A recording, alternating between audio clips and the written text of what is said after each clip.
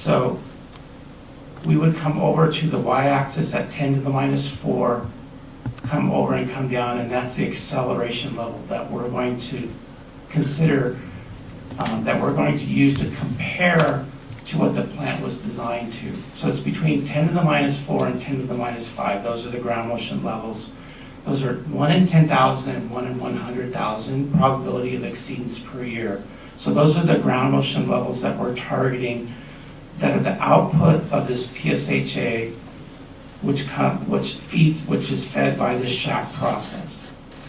These ground motions are put together as a response spectrum, ground motion response spectrum, and as I said, that is roughly about a 1 in 10,000 year ground motion level, per year ground motion level. So we will take those ground motion response spectra, which are the red curves, and we will compare them to the plant design basis, okay? That's usually referred to as a safe shutdown earthquake. Now this is a ground motion level that the plant should be able to withstand and safely shut down key equipment and components. This is not the ground motion level that we expect to see extensive core damage. This is a ground motion level that there is some slight damage, but not enough damage that the equipment can't shut down. It's called a safe shutdown earthquake. The GMRS, that ground motion response spectrum, that 1 in 10,000 year ground motion level, will be compared to the plant design. In this outcome, the plant design, or the SSE earthquake, exceeds the ground motion response spectrum, and this licensee would be done and not have to perform further analysis.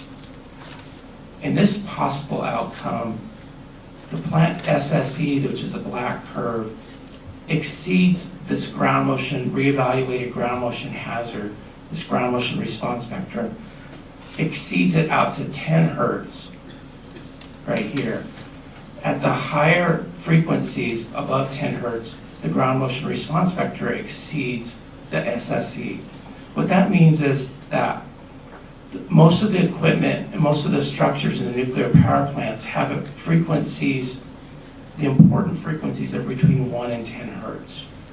Electrical relays and equipment sensitive to really high frequency ground motion shaking would be susceptible to this higher ground motion.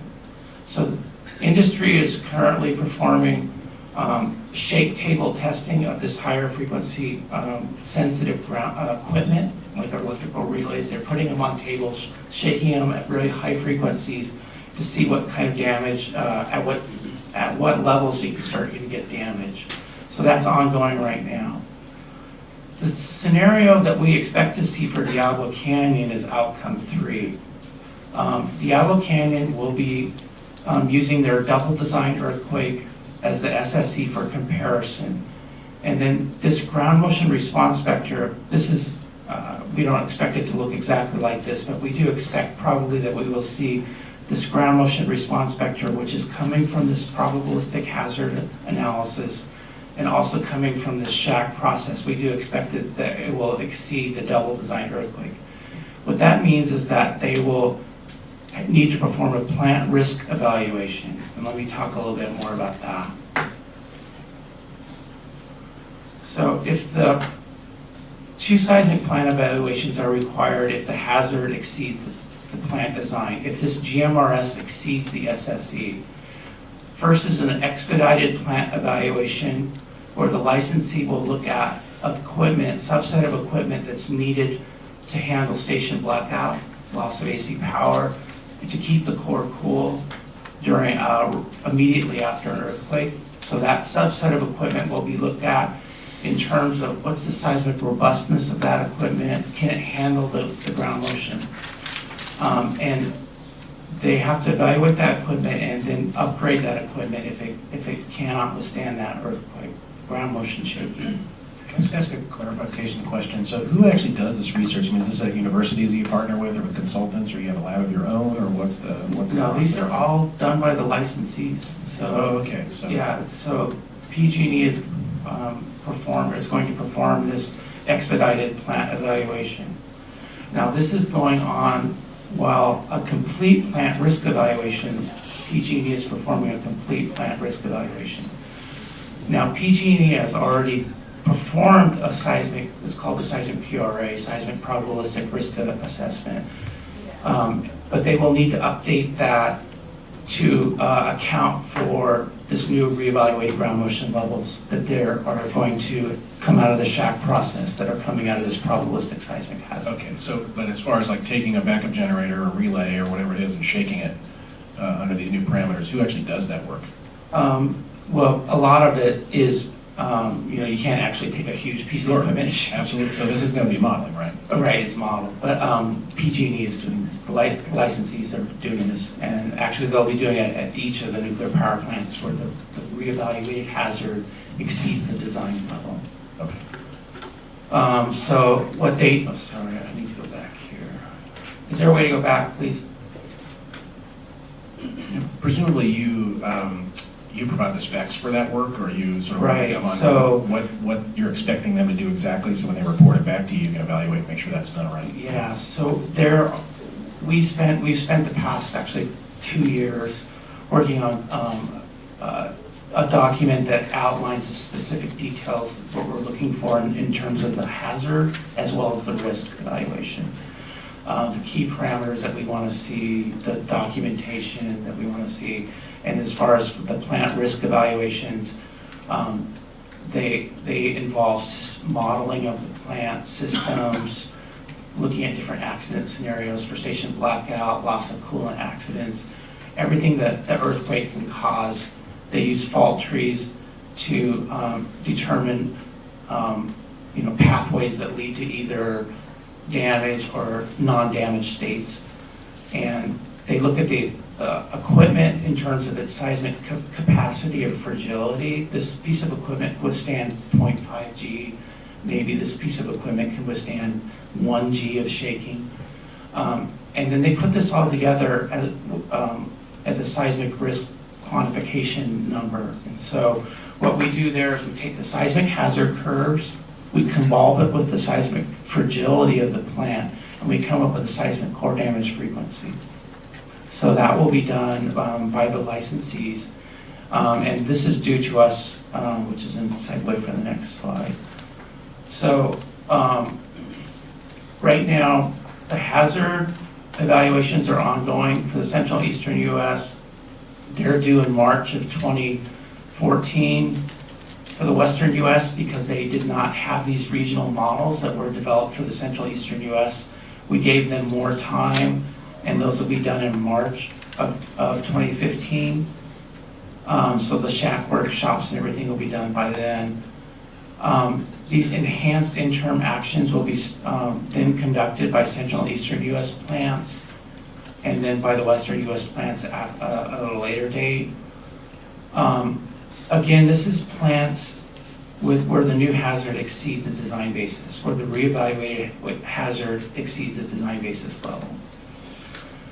Now, also we have these plant risk evaluations, which I just talked about, and we're going to group these into higher priority and lower priority. The higher priority risk evaluations are situations where the reevaluated ground motion levels were much higher than the design levels.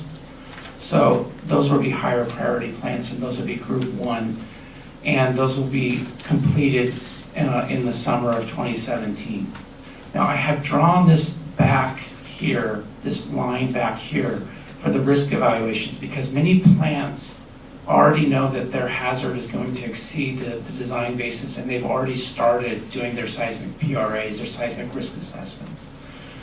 For example, PG&E is in that group. Then the lower priority groups will extend out to 2019, and if we need group 3, it would extend out to 2020. But so that kind of gives you a timeline of the activities that are going on for this recommendation 2.1, which is again a hazard piece and then 2 risk pieces if necessary.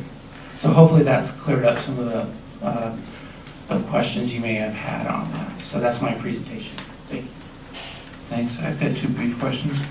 First is, does this analysis focus on, both the walk down and the risk assessment? Is it focused only on the nuclear components, or does it include the non-nuclear components of the site? It's primarily focused on the equipment in the nuclear power plant, the equipment needed to mitigate different accident scenarios. So it's primarily seismic category 1 equipment, but there are seismic equipment that's not category 1 that's also included as part of that seismic risk evaluation. But primarily it's the important pieces of equipment in the plant that need to be able to withstand seismic shaking. Yeah, my impression was you were looking pretty much at safe shutdown. Now, maybe the plant's out for a while after that from the non-nuclear components, but primarily safe shutdown. Right, so this enhanced interim evaluation is looking at equipment needed to handle, to keep the core cool, handle station blackout immediately after an earthquake, whereas the risk evaluations are looking at equipment that actually would be needed over a longer term basis. So it's also a more complete risk evaluation of the plant. And is the SHAC process, is that a public process? The SHAC?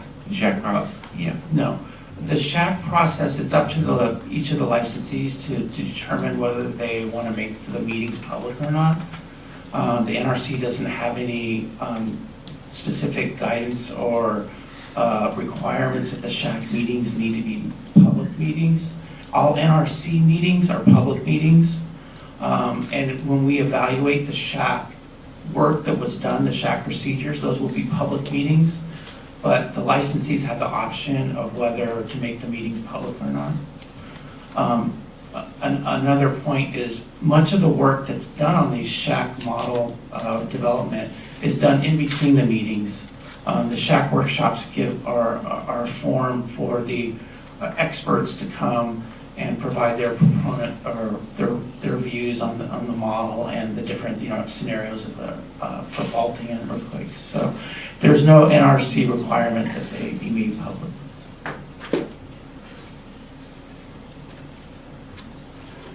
Thank you. Thanks for being here.